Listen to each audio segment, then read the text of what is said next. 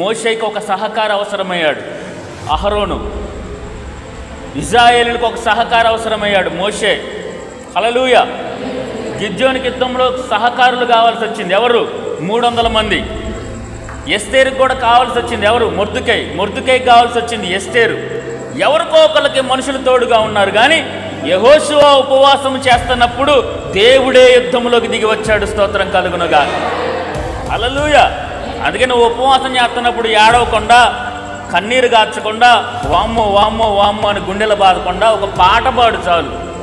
ఉపవాసంలో ఒక పాట పాడితే శత్రువులు కూల్చబడతారు. స్తోత్రం కలుగునుగా. వ్యాధులు కూల్చబడతాయి. స్తోత్రం కలుగునుగా. ఇరుకో గోడలు కూల్చబడ్డాయి నిజముగా. స్తోత్రం కలుగునుగా. ఇక్కడ శత్రువులు కూడా ఒక పాట పాడుతుంటే కూలిపోయారంటే స్తోత్రం కలుగునుగా. పౌలు శీలలు కూడా ఏం చేశారు? పాటలు పాడుతూ ఉంటేనే చెరసాల బద్దలైపోయింది. స్తోత్రం. మీరు కూడా భయంకరమైన శ్రమలో ఉన్నప్పుడు ఉపవాసంలో ఉన్నారనుకున్న పాట పాడండి చాలు. ఊకే కన్నీటి ప్రార్థన కన్నీటి ప్రార్థన కన్నీటి ప్రార్థన కాదు. యెహోవా ఇచ్చాడు. ఆ పాట మనము గనక పాడగలుగుతుంటే, ఆ స్తుతి గనక మనం చేయగలిగితే ఎటువంటి ప్రాకారములైన యేసు నామములో కూలిపోతాయి. స్తోత్రం కలుగునుగా.